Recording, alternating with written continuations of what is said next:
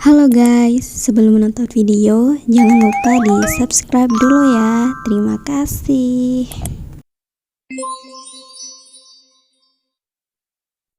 Assalamualaikum warahmatullahi wabarakatuh. Perkenalkan, nama saya Balkis Sandiatilah Humairah dengan NIM 2111050300037 dari kelas Akuntansi Syariah 1, Fakultas Ekonomi dan Bisnis Islam. Di sini saya akan menanggapi sebuah video dari Bapak Abdul Wadud Nafis, LC.MEI, yang berjudul Sejarah Peradaban Islam sebagai Ilmu. Nah, apa sih peradaban Islam itu? Nah, peradaban Islam itu adalah disiplin ilmu yang membahas tentang peradaban perkembangan politik, ekonomi, teknologi sejak rentang masa Nabi Muhammad SAW hingga pada masa saat ini. Nah, apa sih peradaban itu sendiri?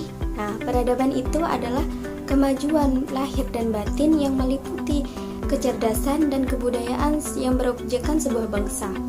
Peradaban juga bermakna sebagai hal yang menyangkut sopan santun, budi bahasa, dan kebudayaan sebuah bangsa.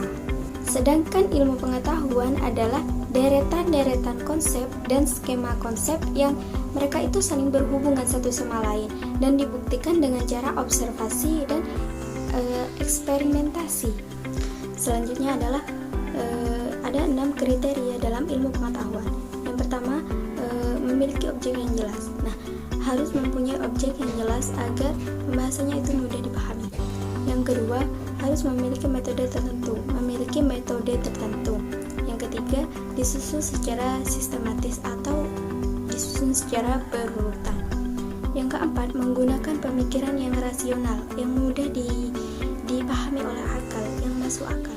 Yang kelima, memiliki kebenaran yang bersifat objektif. Yang keenam, memiliki tujuan. Apakah 6 kriteria ilmu pengetahuan ini masuk pada kriteria peradaban Islam? Nah, jawabannya sudah pasti ya. Karena apa? Karena yang pertama, sejarah peradaban Islam membahas tentang peristiwa-peristiwa atau kejadian yang terjadi di dunia Islam sejak masa lampau.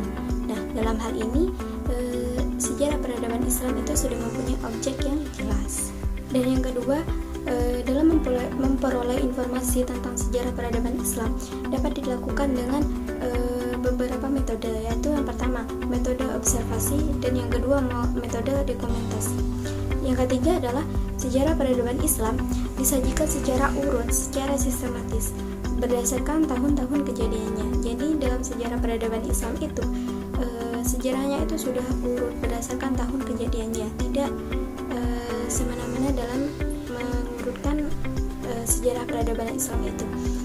Dan yang keempat, kebenaran fakta sejarah peradaban Islam diperoleh dari penelitian sumber sejarah yang dikumpulkan dengan rasio atau akal pikiran.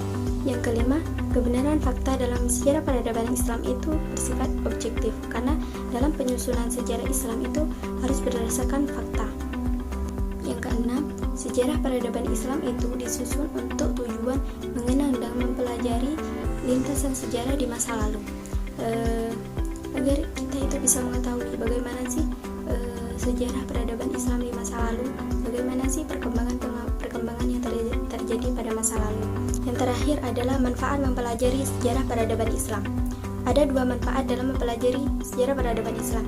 Yang pertama yaitu kegunaan edukatif, yaitu bisa kita jadikan pelajaran. Yang kedua, kegunaan inspiratif, yaitu bisa dijadikan inspirasi dalam perjuangan mengembangkan peradaban Islam. Baiklah, sekian video tanggapan dari saya. Kurang lebihnya mohon maaf. Wabillahi taufiq wal hidayah. Wassalamualaikum warahmatullahi wabarakatuh.